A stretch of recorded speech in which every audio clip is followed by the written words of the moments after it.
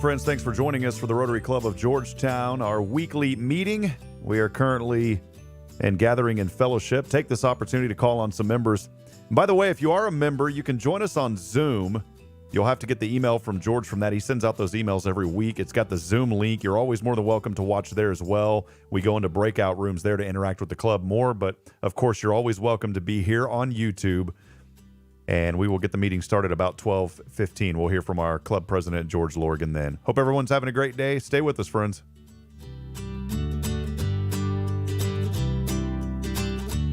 Breakout rooms there to interact with the club.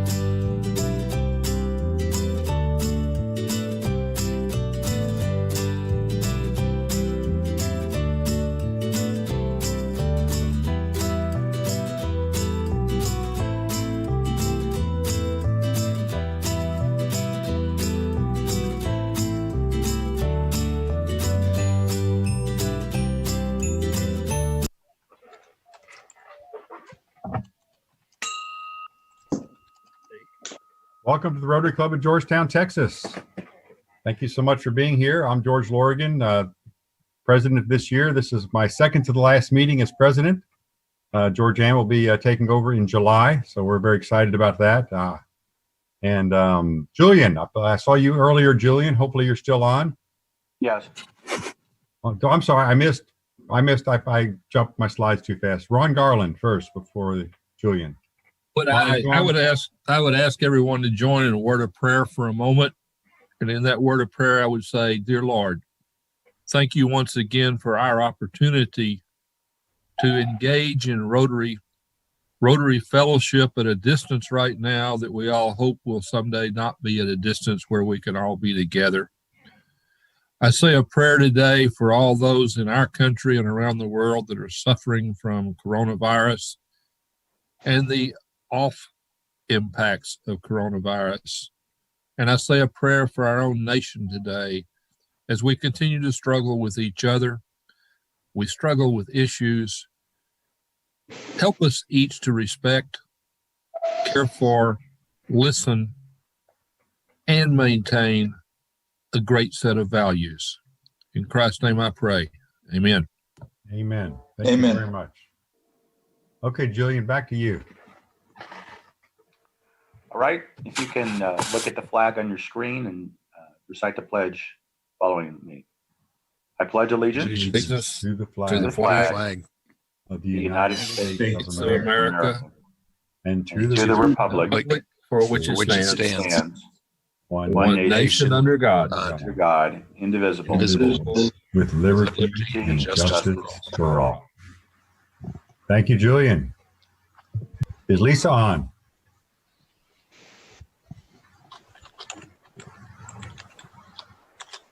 Julian, is your wife on? I'm actually in a different state today. I don't know. I don't think so. Okay, I'm we'll super go. busy this week, so We'll let you fill in for her. Can you see the screen? Okay. Okay. All right. So member birthdays: Miranda Bradley today, tomorrow Nathan Winstead, 21st Randy Mungold, 24th Howard Burt. Spouse birthdays: 25th is Betsy Lambeth, Brad Curley's wife. Anniversaries: Larry and Tina Bingham, David and Jenny Masserang, Wilson and Lynn Morris. Club anniversaries: Steve Shaw and David Kellerman.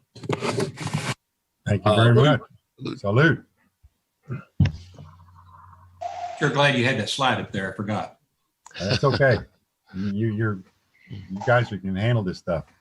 Visiting Rotarians and any guests. Who do we have here today as guests? I think Tom Howard has joined us today. Tom Howard, are you on? Yes, I'm on. Hi, George. Okay. Tom, welcome. Yeah, I thought I saw your name come up. Tom is in transition from the Austin Rotary Club to the Georgetown Club. And I sent out an invitation to Tony Ripley as well. Tony, did you join us? I don't think Tony is with us today. He has not filled out a proposal. He's just been visiting, and I know the last 2 weeks he was with us, and this week not, but I'll catch up with him. Very good. So Tom, 11 days, right? What's that? Yes. 11 days. And I'm guessing my what am I trying to say? Induction. There, Friday the 3rd of July is a holiday, right? So it'll actually be a week later. That is correct. Yes. Okay. It'll be the 10th. But we'll backdate your membership to July 1st, so you can bridge your membership and you'll have no gap in membership there. Outstanding. Thank you all. Perfect. Thank you very, very much. Any other visiting Rotarians or guests? South Carolyn Holloway. Yes, Carolyn Holloway, Sun City. Carolyn. Yay, good morning, everybody. Good morning and welcome. Thank you. I so appreciate these meetings. I like your shades there. Well, this is my UV light. This is to protect my eyes from UV light. Well, that's excellent. Maybe I should get some of those. I spent too much time in front of a computer. I'm spending way too much time on this computer now, but Yeah. I'm thankful that I can attend this meeting. It's so much easier than driving all the way down and finding a place to park in Georgetown. Thank you. Thank And you. you are so welcome. Thank you for being here and joining us. Thank you. Did we miss anyone else? All right, Dennis, you're on. Well, I'm looking forward to getting back to face-to-face meetings so that I can prance around with my polio pig. The poor guy is really thinning out and needs a little meat on the bones. So that's the one piece that I do miss. It sounds like Georgianne has committed me to the temperature check for next week or next year, which is fine with me. As I point out to people, I have my thing that I check every day, and so far I'm cool. So far you're cool. Well, I like that. Thank you, Dennis. Thank you. Nice to serve you. George Oliver, anything else you have for us? No, nothing else at this time. Thank you. Thank you very much. Dr. Benold. Well, boy, things have taken off. Since the 1st of June, there has been a tremendous increase in the number of cases in Travis, Williamson, and Bell County, and frankly, in the whole state of Texas. Last of May, 1st of June, we were having about less than 7 new cases a day. Recently, we've been having over 30 new cases a day. Williamson County and Bell County both took off on June 8th, and Travis County really took off on about May 30th. Now, what's interesting is the number of new cases is skyrocketing, but the number of people actually in the hospital is staying very stable, and the number of people actually in the ICU is going down steadily. Matter of fact, right now we have an all-time low of people in the ICU. So hopefully this tremendous increase in new cases is because of increased testing, and it'll be people that are asymptomatic, not sick, but just testing positive. In the whole state of Texas, cases began rising about May 20th, and since the first week in June have really taken off in the big cities. Dallas, San Antonio, Houston, and Austin have all had a tremendous increase in new cases. Fortunately, in Austin, San Antonio, and in Dallas, there haven't really been an increase in deaths, but there has in Houston. And I understand from a source that I can't cite right now that the hospitals in Houston are getting very close to maximum capacity. I'm afraid that we have been a little bit nonchalant and thought this epidemic was over, and it is not.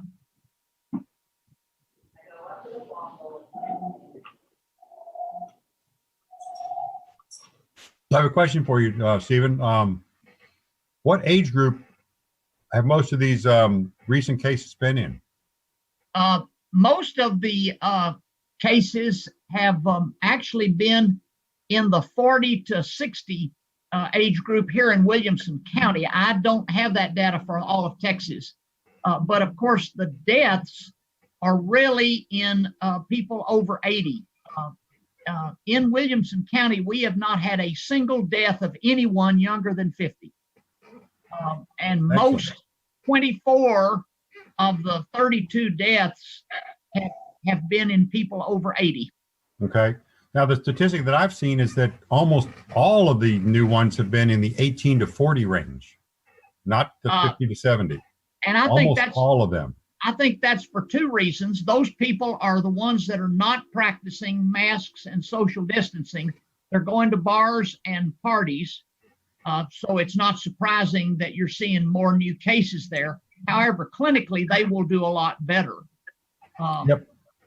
Well, that's good to know. So if we were trying to stay safe, that would be something we would definitely want to avoid. That's right. So all you Rotarians that are hanging out in the bars, you're going to have to go home.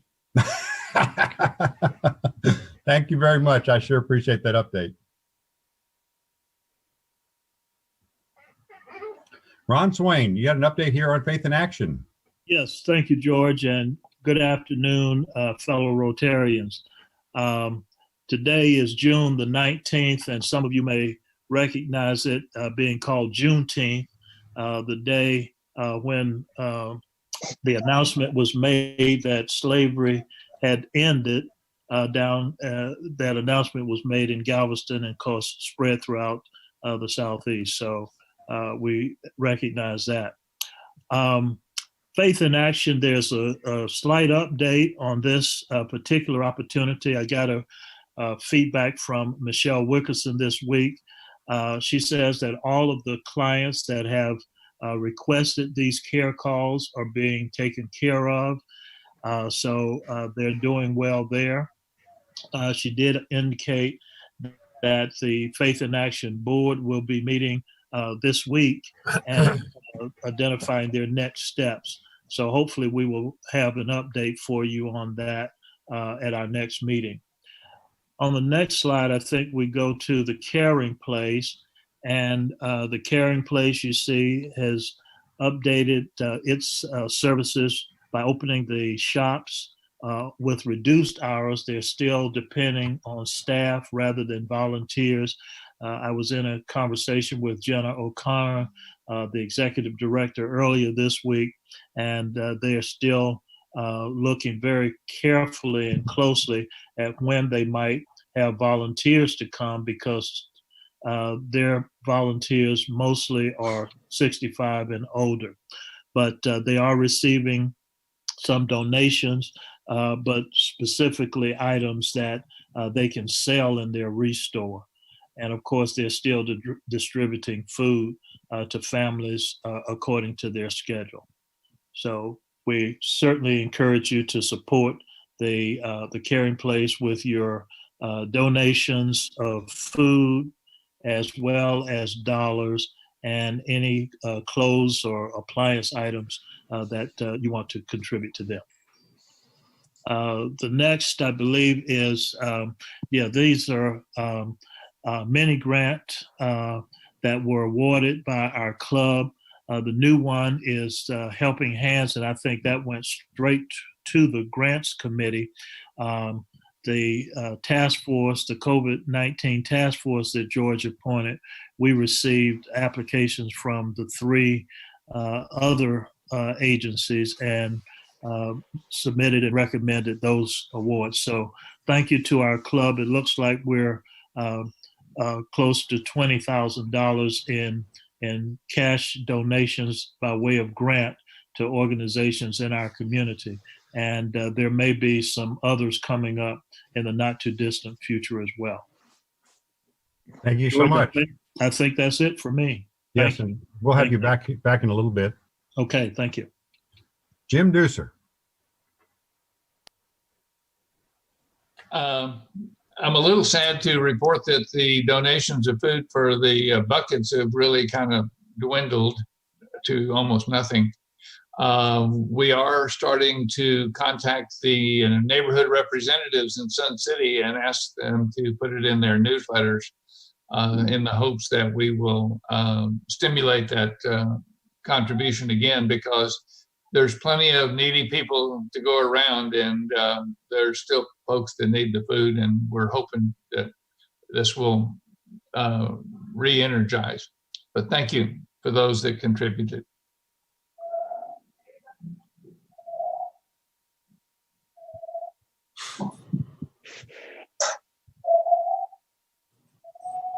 George, you're muted.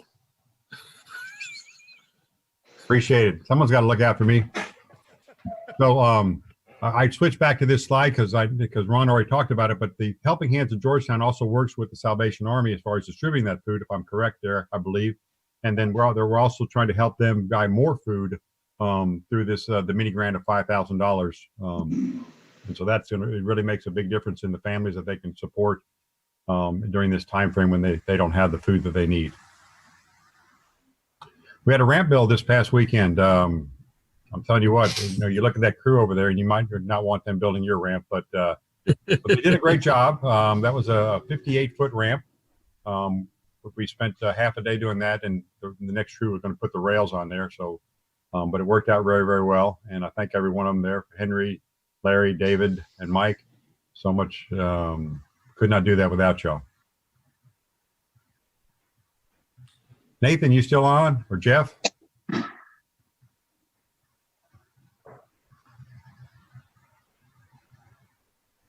Yeah, I'm here, George. We're talking about the golf tournament. Yeah, so again, just a brief update. I mean, we have the date scheduled for August 28th, which is Friday. I continue to try to stay in touch with Josh Lockhart, the head professional there, as Sun City has not reopened the course to the general public just yet.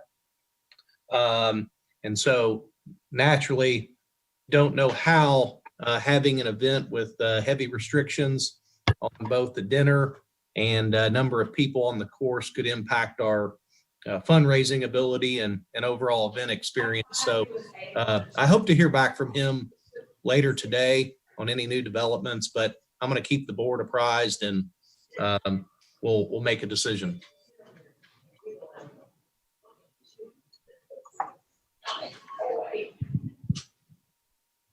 George, you're muted again. Click it 3 times, it'll work one of these times. Being outside is one of the safest places to be. So, you know, one would think that we should be able to figure out somehow a way of doing a golf tournament. So hopefully that'll come together. But we're working in that area. And thank you so much for Jeff and Nathan in their efforts. Steve, I put this in again because I'm certain that you still need help in this area. Are you still on? Yeah, George.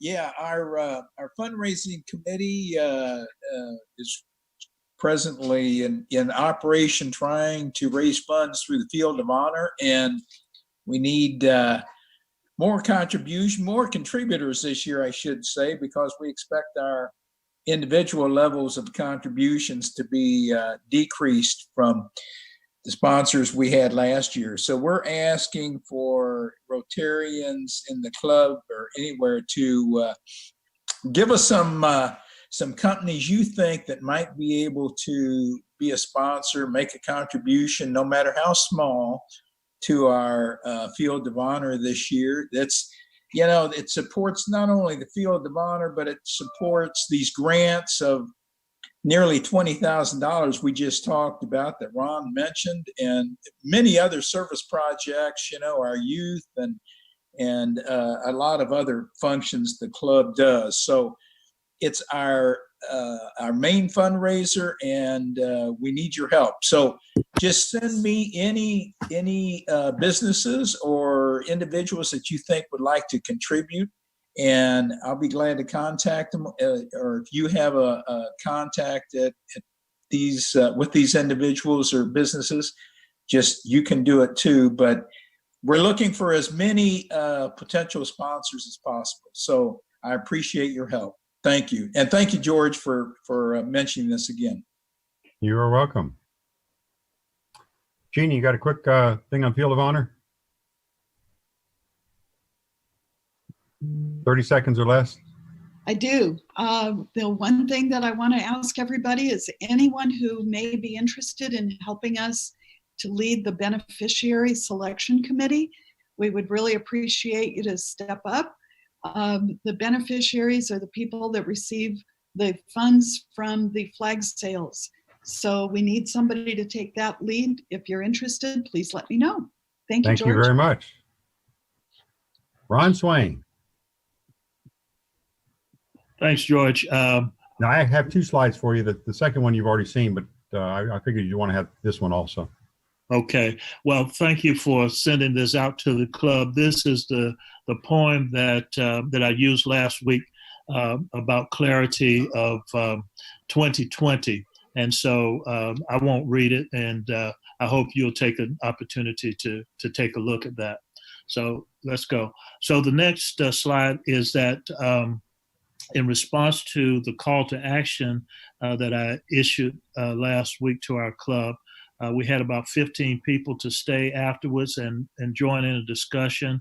And so if there are other members of our club who would like to join as part of a planning group to look at the possibilities for making a recommendation to our club, please contact me either by email or by phone. Both those are listed on this slide, and we will schedule a Zoom meeting within the coming week to kind of outline the process going forward. The objective. What an amazing opportunity to be a part of something that's really going to change everything. Thank you, Ron. Next week. Thank you.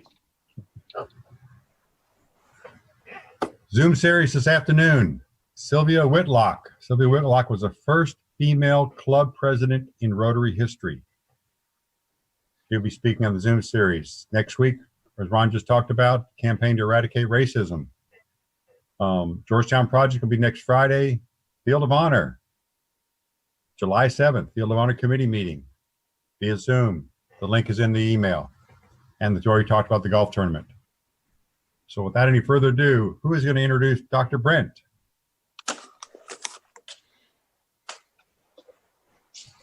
Well, I'll be happy to introduce Dr. Brent. You want me to just jump in? Yeah, you can just jump in. So we don't have to waste we don't have to waste your time with the introduction. But this is a superintendent of schools, and he has done a fantastic job. And his leadership has been tremendous, and we really appreciate it. Oh, thank you, sir. Slides you want to share, sir? Yeah. Do you want me to share my screen? Yes, and let me stop mine and make sure that you're set up to do that. It looks like it's going to let me. If I'm set up to do it or not, I think it's going to let me do it. So it will, yes. All right. Okay, so what I'll do, first off, great to see everyone. It's obviously this is the world we're operating in today. And I'm going to try to, I'm hopeful you can see my entire screen. I just moved my Zoom monitor somewhere, so we'll see what happens. There we go. All right, so I believe, George, what time do I need to be? What's my hard stop today? Well, because we're on this type of an environment, we don't have as much of a hard stop as we did because people can come and go as they want to without disturbing anything. Our goal is to wrap up by 1 o'clock if you can do that, but if we have to go a little longer, we can do that also. That's fine. You may just want to start asking questions and I can stay and talk as long as you need. So first, I just want to say thanks to our Rotarians. It's a pleasure to be with you guys today, with everyone today. I do miss seeing everyone. I miss giving out hugs and just saying hi to people. And it's been a challenging time for everyone I know, and it's good to see everyone's doing so well. So before we get rolling today, my purpose is to kind of tell you what's going on in Georgetown, Texas, and with our school district and what we're looking to in the future. And obviously, I just want to thank this group for all that you do. We talk about our vision, our mission, our beliefs, and we are truly inspired, working to inspire and empower every learner to lead, grow, and serve. And one of our critical beliefs is if we're going to be a foundation of this community, we need to make sure we're taking care of all kids, and we need to be focused on the needs of our students and preparing them for a very different future than the one that we were raised in. And so your engagement to the Rotarians, the way you serve our community and our schools and our kids is a part of our success. So thank you for all of that.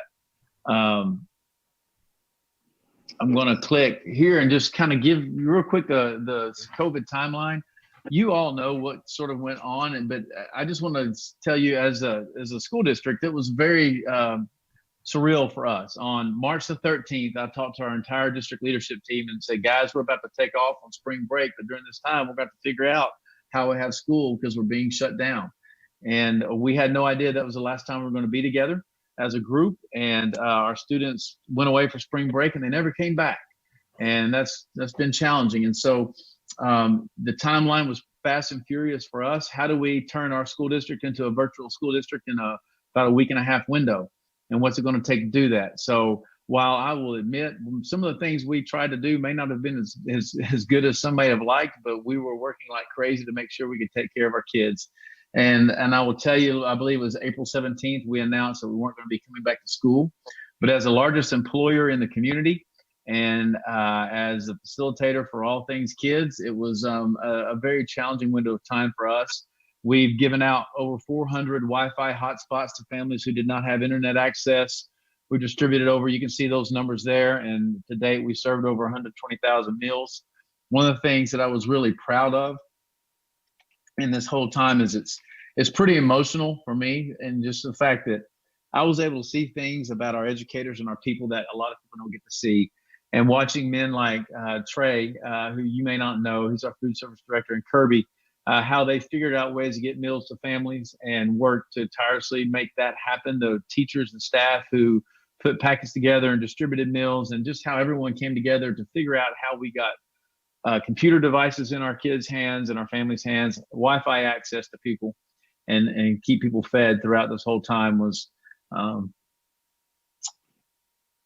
it's just a humbling experience to be a part of that. And I was very, very proud of them. And so I'm going to talk more about this in a moment. But in this time, one of the things that I was more worried about than anything is I was talking to someone, and they were really concerned about what's COVID going to do and the health concerns for kids with COVID.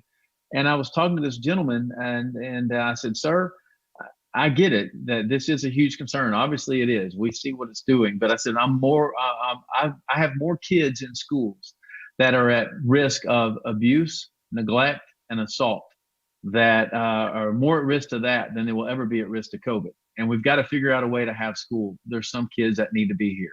And that's sort of the challenge we're up against, because there's students that our counselors care for throughout the year. And those students, we provided counseling services, but it was difficult for us as educators to not see our kids, because there's some kids who, they need school.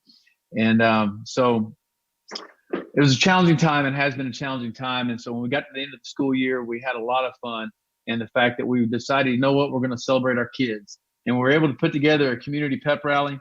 And I don't know if you're able to be there for the community parade. I mean, not a pep rally, but it was a lot of fun to see all of our students, our seniors, driving through the town square. It took about an hour. And you saw Georgetown, Eastview, and Rasharte kids in the same vehicles. Men and women, business owners, families from around the community there just to celebrate kids. And it just felt like good old Georgetown America, in the sense that we celebrated all students from all high schools, and that it was a lot of fun. We were able to recognize Teachers of the Year and do some student recognitions and have our graduations in a way that was really powerful for us. And that was just an exciting time we were able to celebrate graduation. And so I can speak to any of those questions you might have about the things that we've experienced so far. And I'll talk briefly about what we're looking to. And here's what we started. We released a survey actually this morning, and within the first hour and a half or so, we've already had 1,600 survey responses from family members, from community members, parents, staff, students.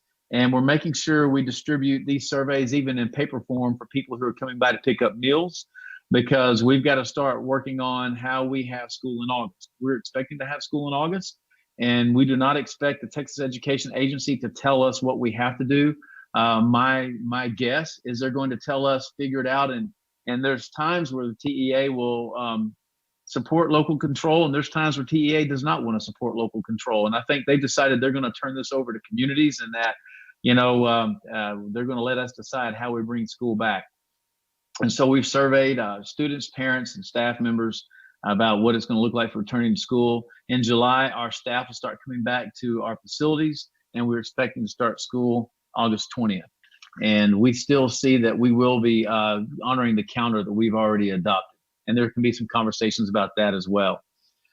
Really, though, it's really critical that we maintain direction. We've got to continue to grow the whole child with the learner profile attributes. Growth in numeracy and literacy. One thing that we do know is that there were some students who continued with their learning, some students who did not. And we had teachers calling families, going to people's houses, trying to make sure we were able to get kids the best help that we possibly could. But we are concerned about, what are the learning gaps that occurred due to being in online learning the last several weeks of school, and what is the work that we're going to have to do? How do we assess for where they are when they return to us, and what's the work that we're going to have to do as a district to help our kids close those gaps? And we're continuing to focus on the college, career, military readiness efforts of all students. And I'm going through this fast because I know time is a concern, and then you can ask me some questions. We're also focused strategically on our equity plan. Several years ago, we started an equity plan, a couple of years ago, building that. And how do we, obviously, we've seen what's going on in our country today. And as a school district, we have a role in that. And how do we address the needs of all students? And so In our equity plan, we're talking about multicultural education, social justice education, and culturally responsive education, and what that looks like, and what are the learning that our staff needs, and what's the learning that we need, and what are the needs of our community.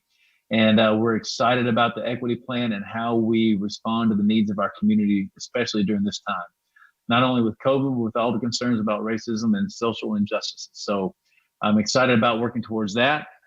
We were able to adopt almost $130 million budget. We were able to give some pay increases to staff members and teachers and scaled that throughout the system. But also being concerned about the future, we have a COVID-19 sort of a response fund that we established through some savings in this spring's budget, and working towards making sure if there's some unforeseen economic situation that hits us, that we're able to sort of help get through that time.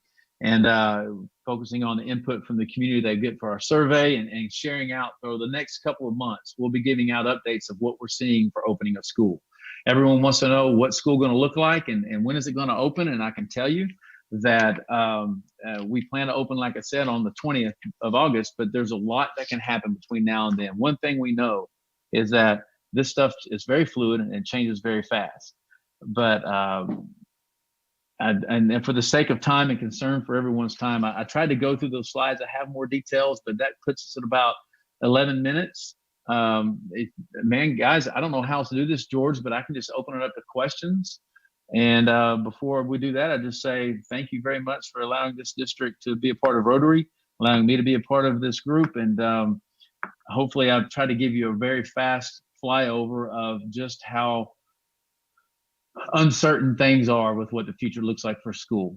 We are working through safety requirements for opening school. We have a lot of decisions to make about who's forced to wear masks and who's not, how we populate buildings, to what degree are buildings populated at full capacity, what percentage of families want to stay home and receive online instruction. And if we offer online instruction, it must be more robust than what we did in the past, because what we did in the past was an all-out effort to make something happen within a very short window of time.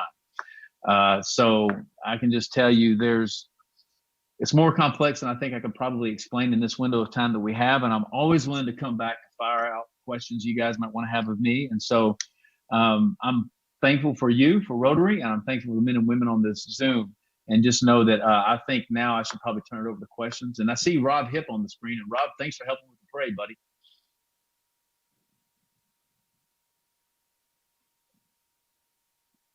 Anyone who has questions, just go ahead and speak up, and hopefully we'll be able to go one at a time, answer questions. Hey, Dr. Brent, Thank you for appearing on the chat, George. Hey, Dr. Brent, I had a question. I know that things are still changing and I'll read everything's... the questions on the chat then. To what extent do you believe the protest gatherings are responsible for the rise in... No, that's a different one. Sorry. I think the first one talks about an early act first night. I don't see anything that would keep us from continue having early act first night. I would not expect that to go away if that was a question there. And Derek's question about commitments are needed to close persistent achievement gaps, and community commitments are needed to close persistent achievement gaps. Really, on the achievement gaps, it begins with assessment and making sure we're teaching the standards. I know that we have a team of people that have been working through that process before COVID closure, and we've been making good progress there. But when kids come back to us, there's going to be another round of assessments and how we understand where they're needed. And so we have interventionist support in the campuses to make sure that we're seeing where kids' gaps are and identifying the standards that they need help with. And then there's also with what group do the achievement gaps exist within, and so what are the teaching things that we need to address, and how we instruct students that might be a product that might be contributing to those gaps. So there is a lot of work to be done there, and that we are continuing to work on that. But it's going to, bottom line is, Derek, it's going to be roll up our sleeves, figure out what standards are not getting well, and try to identify why and how we address it, and continued instruction. Hey, Dr. Brent, I know that things are still changing, day by day, but how does the athletic outlook look right now? I know the governor had said that they're going to allow 50% capacity. What does that look like right now? Rob, that looks like, we didn't even know the governor was going to make his announcement yesterday. We don't get his information in advance as much as we would hope, but I think that you're going to see us try to find our way. And what I mean by that, Rob, is as we survey the community, as the summer evolves, what are the cases looking like? If our community and they want to have football and the state's going to allow us to have football, we're going to have to let people choose to do that. But, how do we secure as much social distancing as possible? But then once you're playing football, there's not much there. And so our staff has been doing workouts with kids now, and they have them in clusters of smaller groups and a coach assigned to 2 different clusters. So there's minimal contact and minimal exposure. But Rob, we don't know what it's going to look like for trying to play football when obviously there's exposure to, if someone has it, you're putting yourself at risk. And so we're hoping to get more guidance from UIL. We've not gotten a lot. They say we're going to have football, but no one can really tell us what that's going to look like. Dr. Brent, this is Karen. Are you planning smaller class sizes for this fall when you reopen? So that's part of the survey that we're doing now. And we're getting feedback from parents. Like right off the bat, we saw about 60% of our people said that they're coming back to school just for a short window. We were kind of watching to see responses that came in. We're seeing, the majority of people are saying they're wanting to come back to school, period. We're going to have to figure out if we can build a rotation for smaller classes. But to what degree how does that scale work? I know I have 3 kids, and at one point in time, all 3 of my kids were at 3 different campuses. And so if we have employees and we need them teaching the days that their kids are in school, all 3 of their kids need to be in school the same day through all 3 campuses. So scheduling a percentage of capacity could be quite challenging. And so we looked at, do you do, half of your kids Monday and Tuesday, everybody stay home for distance learning on Wednesday, and then half of your kids on Thursday and Friday. But what does that do for working families? We're talking about, are we going to need to create some sort of childcare option for employees and others so people can come to school and work at a space like the old Pickett building? So that is one of the things that we're looking at. I think you're going to see us return to school with social distancing and safety protocols. Then it will be online learning option. We believe a lot of families are going to want some online learning options. They don't feel safe coming back. And how do we manage that? And then we're looking at what percentage of the building do we feel is appropriate to occupy. I think too, another thing that I've heard from other districts is that teachers are saying, I'm not coming back. And so then trying to have smaller classes, then it's even more of a problem if your teachers don't want to come back. Well, yeah. And so we have teachers that are medically fragile that we're going to need to kind of figure out how we navigate that for them, and so that is one of the things that the teams are working through that way is in our survey to staff, it is, okay, tell us how you're doing and what are the conditions that we have to consider for all employees. And the question we've been asked, are you going to force all employees to wear masks? Well, that's one of the survey responses we're looking at, and we'll start navigating that. So it's unfortunate that this is such a fluid experience, but that's one thing that it has been, is it's been very fluid for us. Quite unusual, to say the least. Thank you. Yes, ma'am.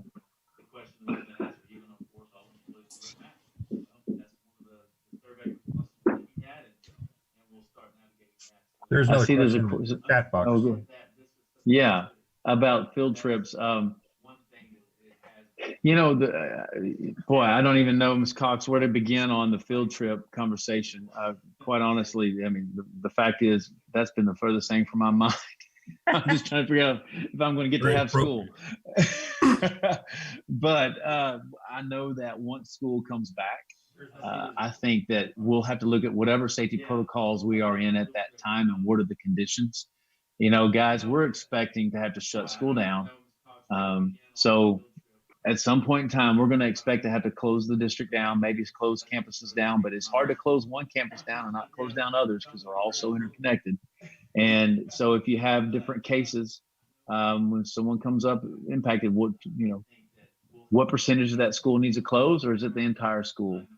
And I feel like I'm inadequate I feel like I should be giving you more information, but we are having to determine to what degree do we close school down if someone does come up testing positive for COVID. And as Dr. Benold said, we're seeing more cases. What's that going to look like when August 20th gets here? There's a lot of time. It doesn't seem like much time, but there is a lot of time for things to change. And so protocols for students and staff are critical.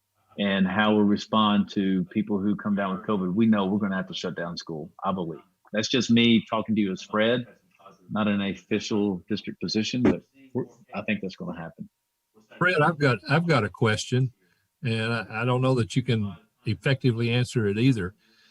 Young people that were seniors in college and their college shut down and they were planning to go into education as a field, maybe they had student teaching opportunities, maybe not. What is the status of the college seniors who were looking at education as their field of endeavor? We've not gotten any data on that because they can do their testing. State testing is done online, so they can still, if they've completed their work, if they complete all their coursework and they can take their certification exams, they can still come teach. We're hiring teachers right now. So they graduated. They could graduate and have a college degree. Okay. Right. Yeah. That answers the question. Yeah. And Tom, I see the one about the success or lack thereof in distance learning being determined. That's really what we're working with our teachers and staff over the course of this summer. When kids come back to us, there will be a lot of initial assessment as to where our kids are on the standards and how they've done. And then, but as far as the success, we're trying to get data that shows to what degree kids engage in online learning. And I will tell you that just FaceTime on a computer doesn't necessarily constitute online learning. They can go online, they can pull their assignments down, they can go back and submit their assignments, but trying to figure out how much time was spent online learning is going to be a challenge. And so there's a lot of talk about, is the state going to run a at-home learning program that they're rolling out? And then what is ours going to look like? And what constitutes seek time? Because right now the state of Texas is trying to figure out how they're going to fund education for at-home learning or online learning, because they usually do it with seek time. And so the success will be when kids come back in August and determine where those learning gaps are and what are the corrective actions we need to take and what's the remediation work that we need to do. Whatever gaps occurred aren't going to be closed immediately, but we know first and foremost, we've got to figure out when kids start coming back, how are they doing, where are they, and what do we need to do to accommodate for them. But trying to figure out to what degree kids engaged in online learning has been a lot of work with teachers contacting students themselves and families. And we're doing also surveys in this part as well. But you also know that some people don't have connectivity. So how are we reaching them? It's through personal contact. Fred, let me ask you a question about your maintenance crew. Are they going through any special training for cleaning processes when you open? Oh, yeah. Golly, I got this. Yes, ma'am. We're doing a lot of extensive cleaning with foggers, misters, wiping everything down. I will tell you jokingly, I got up here at 6:30 the other morning. I needed to do some work before my first meeting, and they had just fumigated this space upstairs. And I thought well, if I had anything, it's gone now, because I was fumigated. But so we've invested a lot of money. We have spent a lot of COVID money, and we're running analysis of all those costs on cleaning supplies, materials, and training for staff, because we need to protect our staff that's doing the cleaning as well. And so guys, it's touched every single aspect of this district, unlike anything I can explain. And going into the depth of that is quite challenging, but every aspect of the district has received a significant impact of our lives are going to be changed for a long time of how we do school. And some of those changes needed to happen. You know, some people may need more choice on how they learn. And so we'll see where that goes.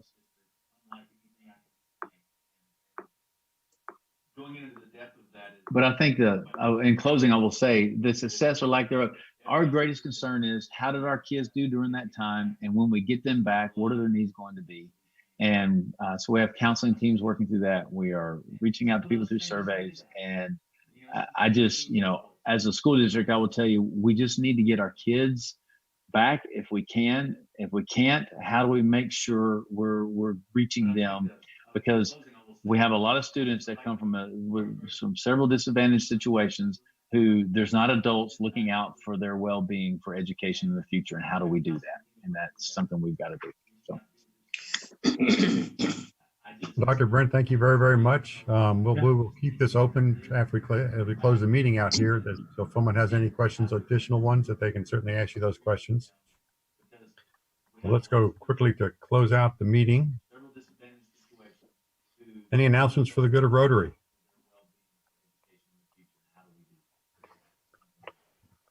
Not hearing any. Let's go ahead and on with the four-way test. All the things we think, say, or do. First. Is it the First. Second. Is it all concerns? Third. Will it build goodwill, friendships? And fourth. Will it be beneficial for all concerned? We are adjourned.